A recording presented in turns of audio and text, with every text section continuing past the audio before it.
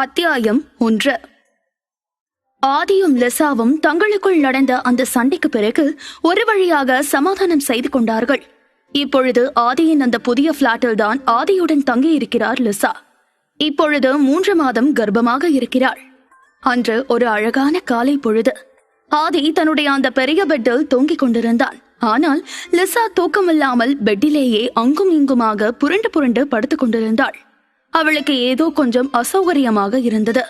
சிறிது நேரம் கழித்து லிசா பெட்டிலிருந்து எழுந்து உட்கார்ந்தபடி எதையோ யோசித்துக் கொண்டிருந்தாள். உடனே தன் பக்கத்தில் படுத்திருந்த ஆதியை பார்க்க அவன் அசந்து தூங்கிக் கொண்டிருந்தான். உடனே ஆதியின் போனில் அலாரம் அடிக்க ஆரம்பித்தது. அப்பொழுது சோம்பலாக எழுந்து தன்னுடைய அலாரத்தை ஆஃப் செய்துவிட்டு மறுபடியும் தன்னுடைய பெட்டிலேயே படுத்தான் ஆதி. அப்பொழுதுதான் தனக்கு பக்கத்தில் லிசா தூங்காமல் உட்கார்ந்து கொண்டிருப்பதை கவனித்தான். என்ன லிசா உட்கார்ந்துருக்க? தெரியல, ஏதோ கொஞ்சம் அனீசி ஃபீல் இருக்கு, அதனாலதான் உட்கார்ந்துட்டு இருக்கேன். நீ என்ன எனக்கு எவ்வளவு லேட்டா எழுந்துக்கிற? ஆமா, ரொம்ப நாள் கழிச்சு 2 பேரும் நேற்று நிறைய பேசிட்டு இருந்தோமா, அதனால லேட்டாக தானே தூங்கணும். அதான் மார்னிங் ட்ரை பண்ண கூட எழுந்திருக்க முடியல. ஆனால் மார்னிங் 7 மணிக்கு ஒரு மீட்டிங் இருக்கு. அப்படியா? அதுக்கு இன்னும் 1/2 மணி நேரத்துக்கு மேல இருக்கே. சரி, நீ எழுந்து மீட்டிங்க்கு ரெடியாக, நான் உனக்கு டீ போட்டு கொண்டு வரேன். சரி லிசா என சொல்லவும் லிசா தன்னுடைய பெட்டிலிருந்து எழுந்து கிச்சனை நோக்கி சென்றாள். அங்கு சென்று டீ போடுவதற்காக எல்லா வேலைகளையும் செய்து கொண்டிருந்தாள். அப்போது அந்த டீயின் வாசனை சேராமல் அவளுக்கு லேசாக ஒரு மாதிரி குமட்டல் ஏற்பட்டது. அப்பொழுது கிச்சனுக்குள் இருக்காமல் கொஞ்சம் வெளியே வந்து நின்று கொண்டிருந்தாள் லிசா. ஆனாலும் அந்த டீயின் மனம் அவளை விடுவதாக தெரியவில்லை. அவளுடைய குமட்டல் அதிகரித்து வாந்தி வர ஆரம்பித்தது. அப்பொழுது வேகமாக தன்னுடைய பெட்ரூம் சென்று அங்கே வாஷ்ரூமில் வாமிட் எடுக்க ஆரம்பித்தாள் லிசா. இந்த நேரத்தில் ஆதி மீட்டிங்குக்காக தன்னுடைய லேப்டாப்பை தயார் செய்து கொண்டிருந்தான். பாத்ரூமில் லிசா வாமிட் எடுப்பதை பார்த்ததும் பதறிக்கொண்டு அவளுக்கு பக்கத்தில் போனான் ஆதி. லிசா என்னாச்சு? உடம்பு எதுவும் சரியில்லையா? ஆதி, இந்த டைமிங் எல்லாம் இது காமன் தான். டீ போட போனேன் இல்லையா, அந்த ஸ்மெல் சேராம தான் எனக்கு வாமிட் வந்துருச்சு. அப்போ நீ இனிமேல் அங்கே போக வேண்டாம், நான் பார்த்துக்கிறேன். நீங்கள் உட்காந்து ரெஸ்ட் எடு, உனக்கு நான் ஹாட் வாட்டர் வச்சு கொண்டு வரேன் என சொல்லிவிட்டு கிச்சனுக்குள் சென்று லிசா அவனுக்காக தயாரித்திருந்த டீயை எடுத்து குடித்துவிட்டு லிசாவுக்கு சுடு தண்ணீர் வைத்துக் கொண்டு வந்தான் ஆதி. இந்த நேரத்தில் ஆதியின் மீட்டிங் ஆரம்பித்தது. தன்னுடைய பெட்ரூமிலேயே வைத்து தன் லேப்டாப்பில் மீட்டிங்கை அட்டெண்ட் செய்து கொண்டிருந்தான் ஆதி. அப்பொழுது லிசா பெட்டில் உட்கார்ந்தபடியே கொஞ்சம் அசௌகரியமாக இருப்பதை உணர்ந்தான்.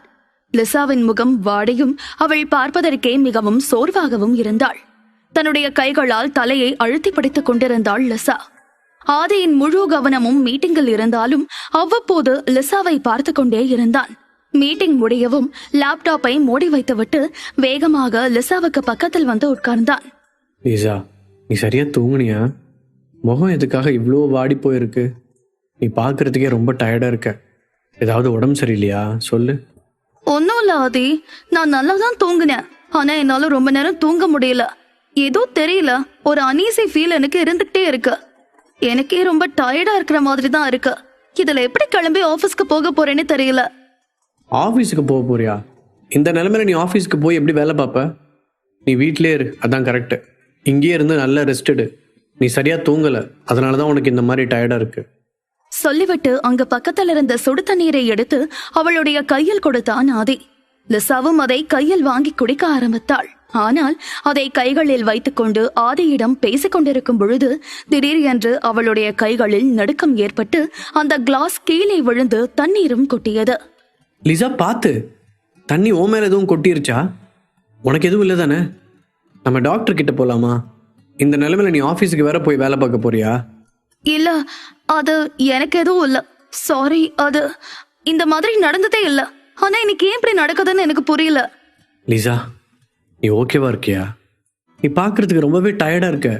ப்ளீஸ் தயவு செஞ்சு கொஞ்சமாவது ரெஸ்ட் எடு. நான் ரோஹித் கிட்ட சொல்லிக்கிறேன். ஆதி சொன்னதும் எதையோ யோசித்த லிசா தன்னுடைய தலையில் கை வைத்து கண்களை இறுக்கமாக மூடினாள். இல்ல, அடிக்கடி மயக்க வர மாதிரி இருக்கு. சொல்ல போனா இப்ப 2 நாளா தான் இந்த மாதிரி இருக்கு. அம்மா கிட்ட சொன்னேன், அவங்க இது எல்லாருக்கும் அப்படிதான் வரும்னு சொல்லிட்டாங்க. சரி, உனக்கு ஓகேனா நம்ம டாக்டர் கிட்ட ஒரு அப்பாயின்மெண்ட் போடலாம். சொல்லிக்கொண்டு ஒரு துணியை எடுத்து கீழே கொட்டி இருந்த தண்ணியை துடைத்து விட்டு அந்த கிளாஸையும் கையில் எடுத்தான் ஆதி. ஆதி, உனக்கு தெரியுமா, இந்த மாதிரி சேஞ்சஸ் எல்லாம் எதுக்கு திடீர்னு வருதுன்னு எனக்கு தெரியல. ஆனா எல்லாரும் பிரெக்னன்சி டைம்ல இதை அனுபவிக்க தான் செய்யறாங்க. போக போக பழகிடும்னு நினைக்கிறேன். ஆனா இதை ஃபேஸ் பண்றது ரொம்ப கஷ்டமா இருக்கு. இதுல இன்னொன்னு என்னன்னா, எனக்கு இப்பெல்லாம் எத்தனை பேர் கூட இருந்தாலும் தனியா இருக்கிற மாதிரியே தோணுது. எதுவுமே சாப்பிட பிடிக்கல. எந்த ஸ்மெல்லும் எனக்கு ஒத்துக்கல. என்ன சாப்பிட்டாலும் வாமிட் வருது. அடிக்கடி தலை வேற சுத்துது. இதுக்கிடையில எப்படிதான் நிம்மதியா தூங்க எந்திருக்க முடியும் சொல்ல? பிரெக்னென்ட் நினைச்சு சந்தோஷப்படுறோம். ஆனா அதை தாண்டி இவ்ளோ ப்ராப்ளம் ஃபேஸ் பண்ண வேண்டி இருக்கு. நீ இப்ப புதுசா இங்க வந்திருக்கல, அதனால உனக்கு அப்படி இருக்கு. இதுக்கு முன்னாடி உங்க அப்பா இங்க இருந்தாரு. உங்க அம்மா அப்பா நீயும் நானும் அந்த மாதிரி எல்லாம் சேர்ந்து இருந்தோமா, அதனால உனக்கு அந்த ஃபீல் தெரியல. இன்னைக்கு நான் மட்டும்தான் இருக்கேன், அதனால உனக்கு கஷ்டமா இருக்குன்னு நினைக்கிறேன். ஒன்று பண்றேன், இன்னைக்கு நான் ஆஃபீஸ் போகணும். அதனால உங்க அம்மாவை இங்க வர சொல்லிட்டு போறேன். உங்க அம்மா வந்து உங்க கூடவே இருப்பாங்க, ஓகேவா? சரி ஆதி. சரி, இன்னைக்கு லேட் ஆச்சு. ஃபர்ஸ்ட் டைம் ஆஃபீஸுக்குள்ளே போக போகிறேன். அங்கிள் சீக்கிரமாகவே ஆஃபீஸ் வர போகிறாரு. அதுக்கு பிறகுதான் நான் சேர்மேன், நீ சேர்மனோட ஒய்ஃபு. ஆதி சொன்னதும் லிசா சிரித்தபடியே தலையை அசைத்தாள். பின் ஆதி லிசாவிடம் சொல்லிவிட்டு தன்னுடைய வீட்டிலிருந்து கிளம்பி ஏகேஆர் கம்பெனிக்கு சென்றான். இதுவரை ஒரு சாதாரண தொழிலாளியாக ஏகேஆர் கம்பெனிக்குள் சென்ற ஆதி இந்த நிமிடத்திலிருந்து கம்பெனியின் பொறுப்புகளை ஏற்கக்கூடிய ஒரு நபராக முதலில் கம்பெனிக்குள் அடியெடுத்து வைக்கிறான். அவனை வரவேற்பதற்காக ரோஹித் மட்டும் கம்பெனியின் வாசலில் அவனுக்காக காத்து கொண்டிருந்தான். அத்தியாயம் 2. ஏகேஆர் கம்பெனிக்கு வந்த ஆதி வாசலில் நின்று கொண்டிருந்த ரோஹித்துடன் கம்பெனிக்குள் நுழைந்தான். இருவரும் பேசிக்கொண்டே கம்பெனிக்குள் நடந்து சென்று கொண்டிருந்தார்கள். வெல்கம் ஆதி, உனக்காக தான் இவ்வளோ நேரம் வெயிட் பண்ணிட்டு இருந்தேன். ரொம்ப தேங்க்ஸ்டா. இவ்வளோ நாள் ஒரு சாதாரண எம்ப்ளாயி மாதிரி தான் இங்கே வந்திருக்கேன். ஆனால் இன்னைக்கு இந்த கம்பெனியோட பொறுப்பே என்கிட்ட தான் இருக்க போகுதுங்கிறத நினச்சி உள்ளே வரும்போது என்னமோ தெரியல, கொஞ்சம் சந்தோஷமாகவும் இருக்குது, கொஞ்சம் பயமாகவும் இருக்குது. எதுக்காக பயமாக இருக்குன்னு சொல்கிற? ஆமாம் ரோஹித், உனக்கு தெரியாத எதுவும் இல்லை. அங்கிள் இங்கே இல்லைனாலும் இப்போ வரைக்கும் வேலைலாம் எப்படி நடந்துட்டு இருந்துச்சுன்னு உனக்கே தெரியும். ஆனால் நான் இப்போ புதுசாக வந்ததுக்கப்புறம் எதுவுமே மாறக்கூடாது. இதுவரையும் நம்மளோட கம்பெனி எந்த இடத்துல இருந்துச்சோ அதை விட மேலே தான் போகணும், கொஞ்சம் கூட கீழே இறங்கிடக்கூடாது. அப்புறம் அங்கிள் இவ்வளோ நாள் கஷ்டப்பட்டதுக்கு பலனே இல்லாமல் போயிடும். அது மட்டும் இல்லாமல் இங்கே இருக்கிறவங்க எல்லாம் என்னை உடனே ஏற்றுக்குவாங்களான்னு என்னன்னு தெரியல எனக்கு. அதனால தான் கொஞ்சம் பயமாகவும் கஷ்டமாகவும் இருக்கு. மற்றபடி எதுவும் இல்லை. இதை கேட்ட ரோஹித் சிரித்தபடி, ஏய், அதை நினச்சி நீ எதுவும் ஃபீல் பண்ண வேண்டாம், எல்லாத்தையும் நான் பார்த்துக்கிறேன். அம்மா, உங்ககிட்ட கேட்கணும்னு நினச்சேன். லீசா வீட்டுக்கு வந்துட்டான்னு கேள்விப்பட்டேன். அவள் இப்போ நல்லா இருக்காளா? இல்லை ரோஹித், நானே உங்ககிட்ட சொல்லணும்னு நினச்சேன். அவள் தனியாக இருக்கிறத நினச்சி ரொம்ப ஃபீல் பண்ணுறா. அவளுக்கு அது ரொம்பவே கஷ்டமாக தான் இருக்குது. அது போக இப்போ ப்ரெக்னெண்ட்டாக இருக்கிறதுனால அவளுக்கு நிறைய மூட் ஸ்விங்ஸ் எல்லாம் வருது. சாப்பிடவே பிடிக்கலைங்கிற மாதிரி சொன்னான். நீ அந்த டாக்டர்கிட்ட அப்பாயின்மெண்ட் மட்டும் போட்டு வை, நான் லீசாவை கூட்டிகிட்டு போயிட்டு வரணும். இதை பற்றி நானே உங்ககிட்ட சொல்லணும்னு நினச்சேன், நல்ல வேளை நீயே கேட்டுட்ட. கண்டிப்பாக அப்பாயின்மெண்ட் போடுறேன். அப்புறம் இது எல்லா பொண்ணுங்களுக்கும் வர்றதான், நீ எதுவும் நினச்சி பயந்துடாத. இது சாதாரண ஒன்று தான். கொஞ்ச நாளைக்கு அவங்களுக்கு அப்படி தான் இருக்கும். ஆனால் இப்போ தான் லீசாவுக்கு நீ ரொம்ப தேவைப்படுவ. அவள் கூடவே இருக்கணும், அவள் பக்கத்துலேயே இருக்கணும். கொஞ்சம் கேர் எடுத்து லீசாவை பார்த்துக்கோ. அவளையும் கொஞ்சம் கவனமாக இருக்க சொல்லு. நீயும் கூடி சீக்கிரம் இங்கே சேர்மன் ஆயிடுவ. அப்புறத்துக்காக அவள் ஆஃபீஸ்க்கு வந்து கஷ்டப்படணும். அவளை வேலையை முதல்ல ரிசைன் பண்ண சொல்லு. ஆமாம் ரோஹித், நானும் அதான் நினச்சேன். ஆனால் அவள் இந்த வேலை தான் எனக்கு ரிலாக்ஸேஷன்னு சொல்கிறா. அதுக்கு மீறி என்னால் எதுவுமே பேச முடியல. இதுக்கு முன்னாடி பார்த்த வேலை வேற. இனிமேல் அந்த மாதிரி சாதாரண வேலை என்கிட்ட இருக்க போகிறதில்ல. இந்த முழு கம்பெனியையும் நான் தான் பார்த்துக்க போகிறேன். அந்த ஒரு ப்ரெஷர் எனக்குள்ளே ஓடிக்கிட்டே இருக்குது. அதனால் என்னவோ நான் லிசாவை கவனிக்க முடியலன்னு எனக்கு தோணுது. இன்றைக்கி காலையில் நான் தனியாக இருக்கிற மாதிரி ஃபீல் ஆகுதுன்னு என்கிட்ட சொன்னான். நான் அதனால் அவங்க அம்மாவுக்கு கால் பண்ணி அவள் கூட இருக்க சொல்லிட்டு வந்திருக்கேன். நீ சொன்ன மாதிரி முடிஞ்ச அளவுக்கு அவ கூட டைம் ஸ்பெண்ட் பண்ணணும்.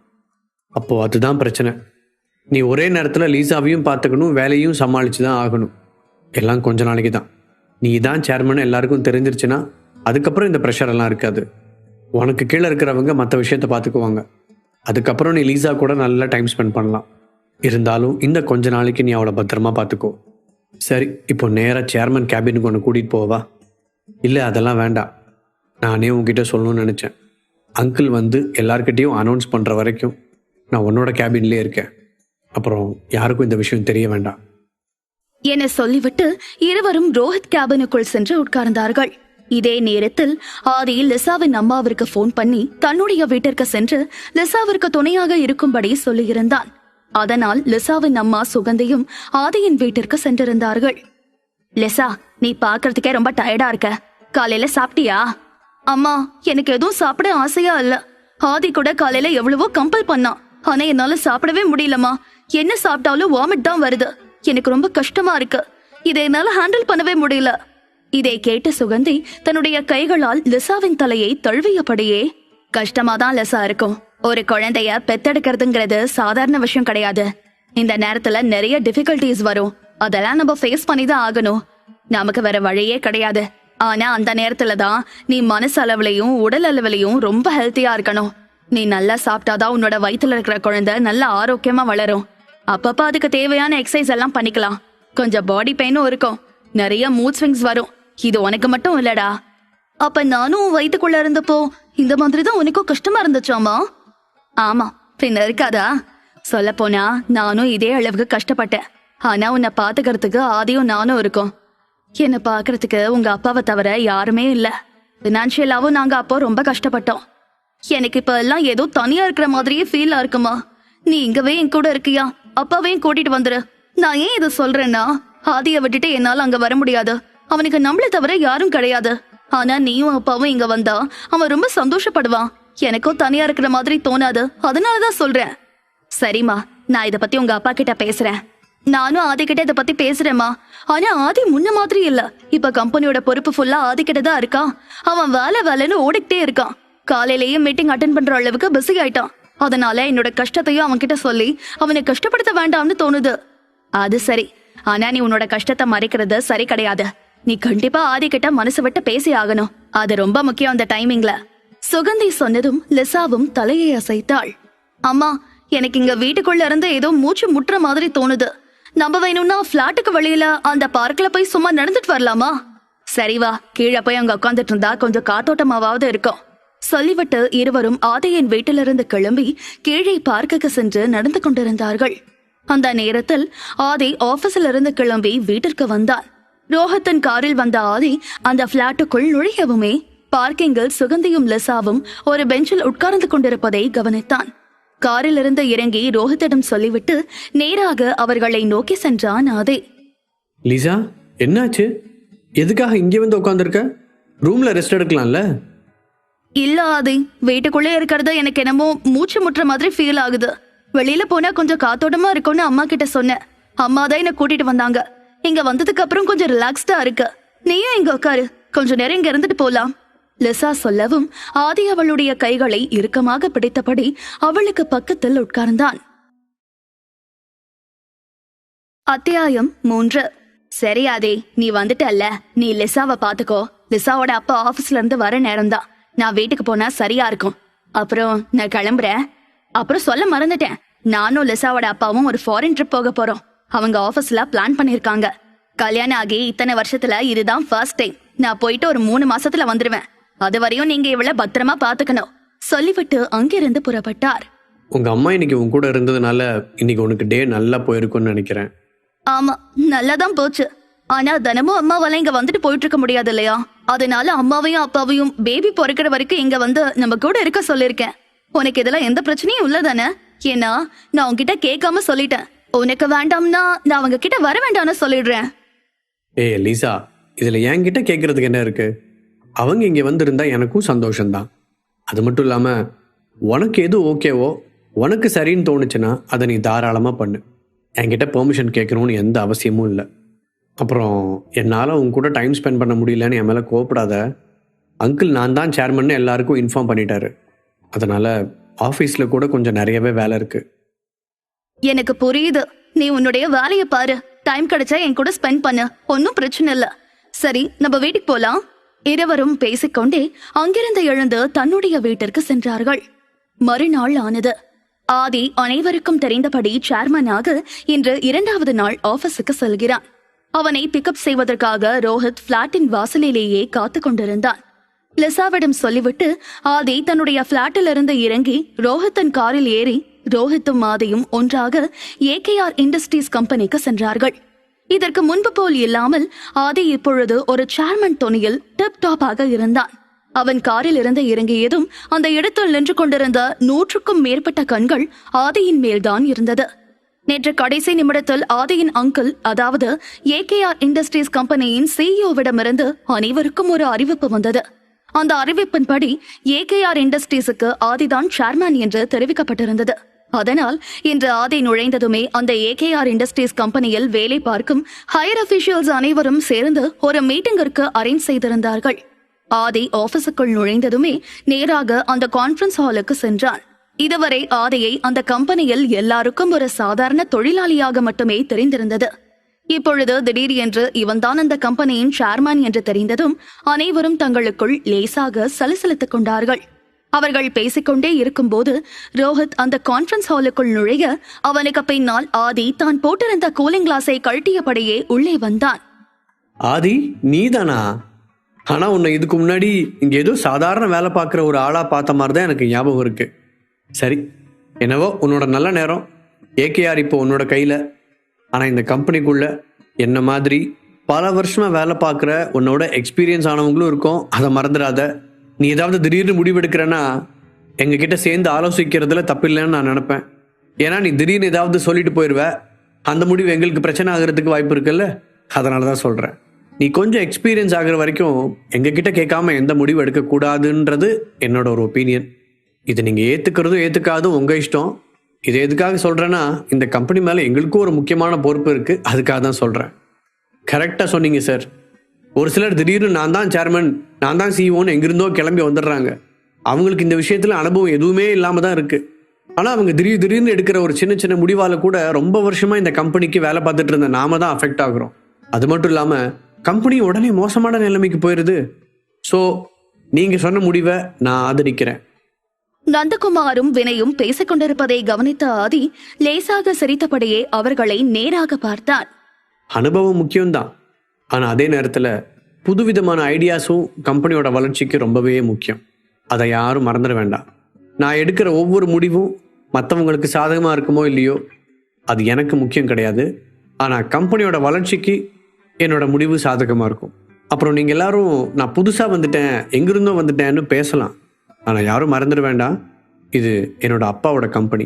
இவ்வளவு நாள் இதை பார்த்துட்டு இருந்தது என்னோட அங்கிள் தான். அதையும் நீங்கள் யாரும் மறந்துட வேண்டாம். நானும் இவ்வளோ நாள் இந்த கம்பெனிக்குள்ளே தான் இருந்தேன். என்ன, நான் தான் சேர்மன் அப்படின்னு உங்கள் யாருக்கும் தெரியாமல் இருந்துச்சு. ஆனால் நீங்கள் இதுக்குள்ளே இருந்தே என்னென்ன வேலை பார்த்தீங்க அப்படின்னு எனக்கு தெரியும். இது வரைக்கும் நான் இங்கேருந்து வெளியில் இருந்தேன், ஆனால் இப்போது உள்ளே வந்துட்டேன்.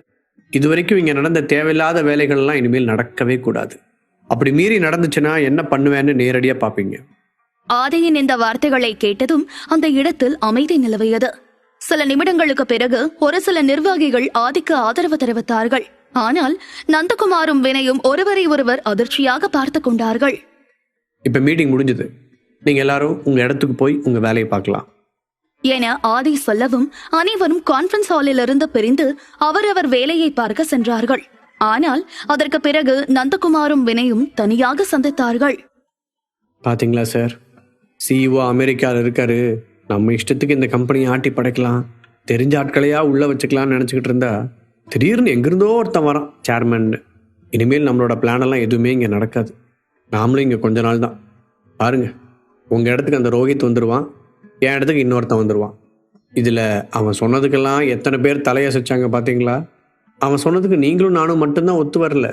எனக்கு தெரிஞ்சு இப்போவே அவனுக்கு நம்ம 2 பேர் மேலேயும் ஏதோ ஒரு கண்ணுன்னு நினைக்கிறேன். அவனை நம்ம சாதாரணமாக விட்டுறக்கூடாது. ஆமாம் வினய், நானும் இதை பார்த்தேன். இதை இப்படியே விட்டுறக்கூடாது.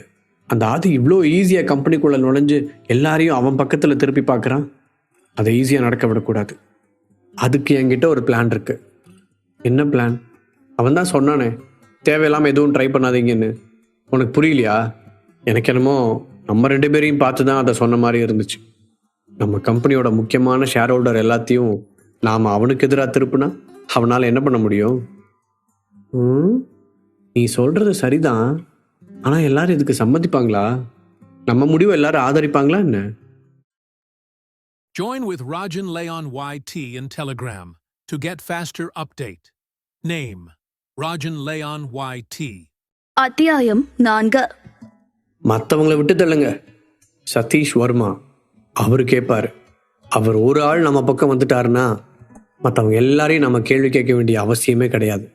அவர் பின்னாடியே எல்லாரும் வந்துடுவாங்க. நமக்கு பின்னாடி அவர் இருந்தா நம்மளை யாராலும் கேள்வி கேட்க முடியாது. என்ன சொல்றீங்க? நீ சொல்றது சரிதான். சரி, சீக்கிரமா அந்த சதீஷை பார்க்கறதுக்கு ஏற்பாடு பண்ணு. நாம் 2 பேரும் யாருக்கும் தெரியாம அவரை போய் மீட் பண்ணி ஆகணும். இதே நேரத்தில் ஆதி தன்னுடைய கேபினில் இருந்தான். அந்த கேபினுக்குள் ரோஹித் கதவை தட்டிவிட்டு உள்ளே வந்தான். அவனுடன் சேர்ந்து ஒரு பெண்ணும் வந்தாள். அதி, இவங்க தான் சுஜா, உன்னோட அசிஸ்டன்ட் அப்பாயின்மெண்ட் பண்ணியிருக்கோம். ஆதி எழுந்து சுஜாவிடம் கை குலுக்கிக் கொண்டான். வெல்கம் சுஜா. Thank you sir. உங்க கூட சேர்ந்து ஒர்க் பண்ண போறேன்னு நினைக்கிறது எனக்கு ரொம்பவே சந்தோஷமா இருக்கு. ஆதி, அப்புறம் உங்ககிட்ட ஒரு முக்கியமான விஷயம். நீ இன்னைக்கு பேசினியே, எல்லாரும் ஆடி போயிட்டாங்க. ஆனால் ஒரு சிலர் உனக்கு ஆப்பரண்ட்டாக தான் இருப்பாங்கன்னு நினைக்கிறேன். இந்நேரம் உனக்கு எதிராக ஏதாவது பிளான் போட்டுட்டு இருப்பாங்க. அதை சீக்கிரமாக அவங்க உனக்கு எதிராக பண்ணிடுவாங்க. சுஜா, உங்ககிட்ட முக்கியமாக ஒன்று சொல்லிக்கிறேன். ஆதிக்கு எதிராக ஏதாவது இங்கே பிளான் நடக்குதுன்னு உங்கள் காதுக்கு வந்தா அது உடனே எனக்கும் ஆதிக்கும் தெரியப்படுத்த மறந்துடாதீங்க. நீங்கள் சாதாரண வேலையில் இல்லை, சேர்மனுக்கு பிஏ. ஸோ ரொம்ப பொறுப்பாக நடந்துக்கணும். கண்டிப்பா சார். ரோஹித், நீ சொன்னது கரெக்டு தான். அதை பற்றி தான் நானும் யோசிச்சுட்டு இருந்தேன். ஆனால் இந்த விஷயம்லாம் எனக்கு புதுசு இல்லைன்னு உனக்கு தெரிஞ்சிருக்குமே. விடு, நடக்கிறத பார்த்துக்கலாம். எதையும் ஃபேஸ் பண்ணுறதுக்கு நான் ரெடியாக தான் இருக்கேன். இதே நேரத்தில் லெசா வீட்டில் தனியாக இருக்கிறாள். அவள் தனியாக இருப்பதால் அவள் மனதில் பல பல குழப்பங்களும் அதனால் மன அழுத்தங்களும் ஏற்பட்டது. இதுக்கு முன்னாடி ஆதி ஒரு சாதாரண வேலை பார்த்துட்டு தான் இருந்தான். ஆனா அப்ப நான் எப்பெல்லாம் நினைக்கிறேனோ அப்பெல்லாம் என் கூட இருந்தான். அந்த நேரத்துல எல்லாம் எங்க லைஃப் நிம்மதியா தான் போயிட்டு இருந்துச்சு. ஆனா அவன் எப்போ இந்த கம்பெனிக்கு சேர்மனா ஆனானோ அப்போ இருந்து ஃபுல் பிஸி ஆயிட்டான். எல்லா பொறுப்பும் அவன் தலைமையில வந்துருச்சு. அது மட்டும் இல்லாம இப்ப எங்களுக்குள்ள ஏதோ ரொம்ப பெரிய கேப் ஆன மாதிரி தோணுது. எல்லாத்துக்கும் காரணம் நான் தான். அந்த விஷயத்த வச்சு ஆதி கிட்ட சண்டை போட்டிருக்க கூடாது. ஆனா ஆதி என் மேல கோவம் எல்லாம் படமாட்டான், அது எனக்கு தெரியும். இருந்தாலும் அவன் என் கூட இப்பெல்லாம் டைம் ஸ்பெண்ட் பண்றதே கிடையாது. நான் உன்னை ரொம்ப மிஸ் பண்றேன் ஆதி. இதே மாதிரி தினமும் தனியாவே இருந்தா சீக்கிரம் எனக்கு பைத்தியம் பிடிச்சிடும். இந்த நேரத்துல ஆதிக்கு போன் பண்ணி பேச முடியாது.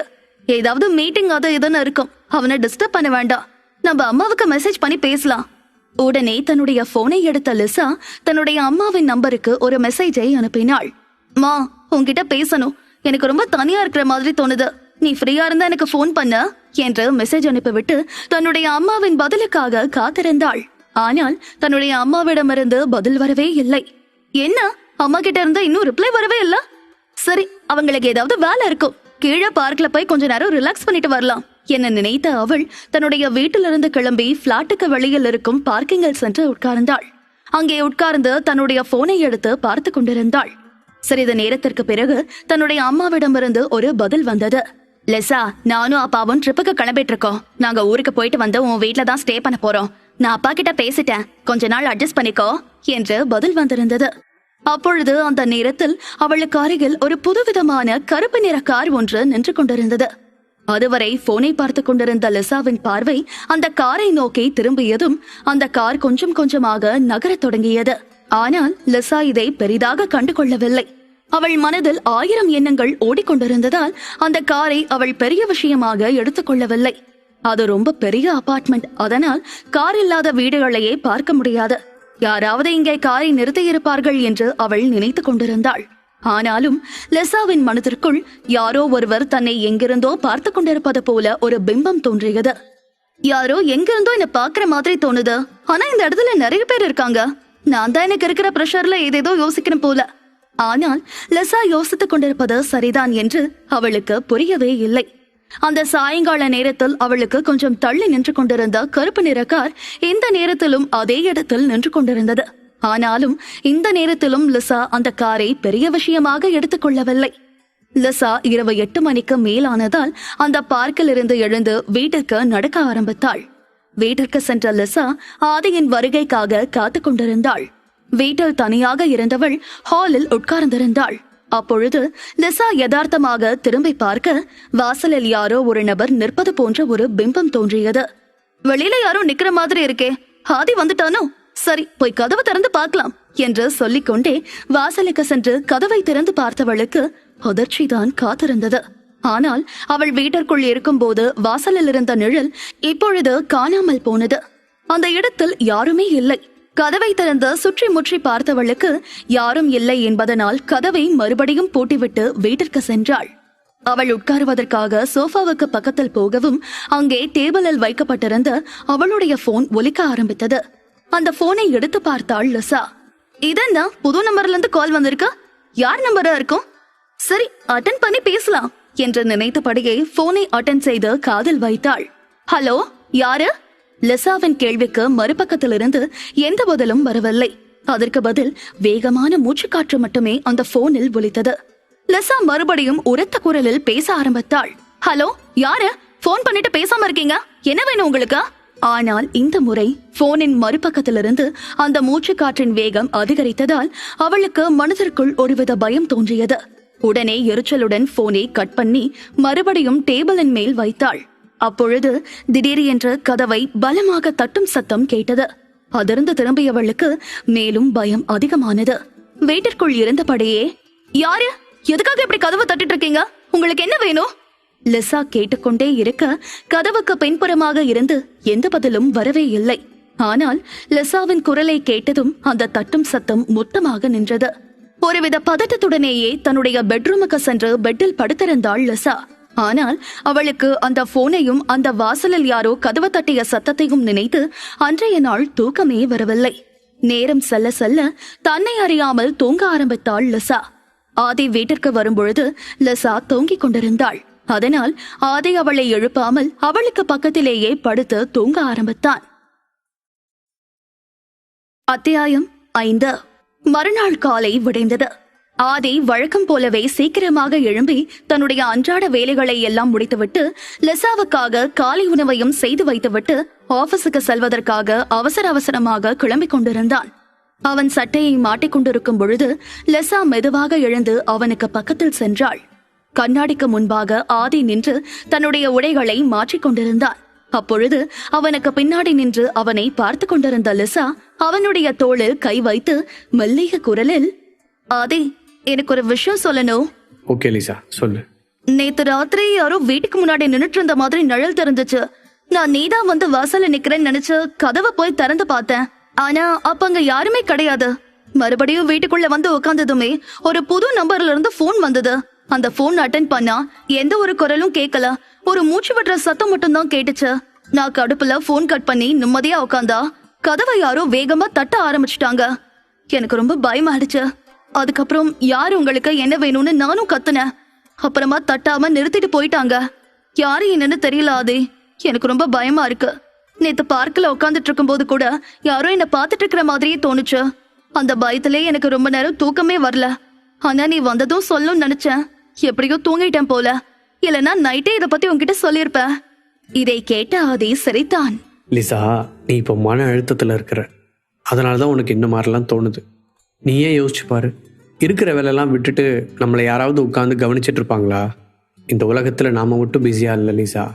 நம்மளை மாதிரி தான் எல்லாரும் ஏதோ ஒரு தேவைக்காக ஓடிக்கிட்டே இருக்காங்க.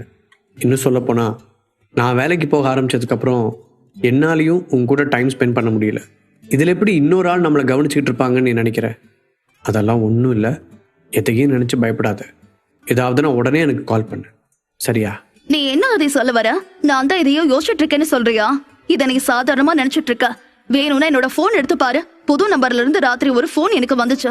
இது சாதாரண விஷயம் இல்லைன்னு எனக்கு தோணுது.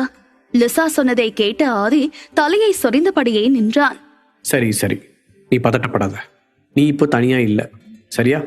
நான் தான் சொல்லிட்டேன்ல, ஏதாவது ஒன்றுனா உடனே எனக்கு கால் பண்ணு. நான் சீக்கிரமா இங்கே வந்துடுவேன். என்னால் வர முடியலனாலும் யாரையாவது அனுப்பி விடுவேன்.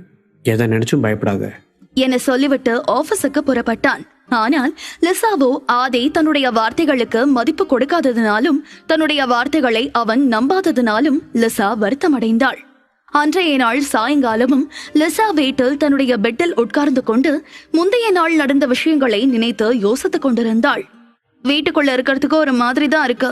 வீட்டை விட்டு வெளியே போகலான்னு நினைச்சா ஏதேதோ தோணிட்டு இருக்கு. இந்த ஆதியும் நான் சொல்றது காது கொடுத்து கூட கேட்க மாட்டேங்கிறான். இப்ப என்னதான் பண்றது? சரி, இன்னைக்கும் வெளியே போவோம். இதே மாதிரி நடந்துச்சுன்னா இதை நம்ம சாதாரணமா விடக்கூடாது. ஆதி கண்டிப்பா அதை பெருசா எடுத்துக்க மாட்டான். அம்மா கிட்டையும் ரோஹித் கிட்டையும் சொல்லி ஏதாவது பண்ண சொல்லணும் என்று நினைத்தபடியே வீட்டிலிருந்து கிளம்பி பார்க்குக்கு செல்வதற்காக கதவை திறந்தாள். அப்பொழுது வாசலில் ஒரு வெள்ளை நிற கவர் கிடந்தது. அந்த கவரை எடுத்து பார்த்தாள் லிசா. அதில் லிசாவின் பெயர்தான் போட்டிருந்தது. லிசா அந்த கவர் ஓபன் செய்து பார்த்த பொழுது அந்த கவருக்குள் ஒரு கடிதம் இருந்தது. அந்த கடிதத்தை பிரித்து படிக்க ஆரம்பித்தாள். நேத்து ரொம்ப பயந்துட்ட போல. நான் யாருன்னு கண்டுபிடிக்க ட்ரை பண்ணாத, அது உனக்கு நல்லதில்லை. ஆனா நான் யாருன்னு தெரிஞ்சுக்க நீ ரொம்ப ஆவலா இருக்கேன்னு எனக்கு தெரியும்.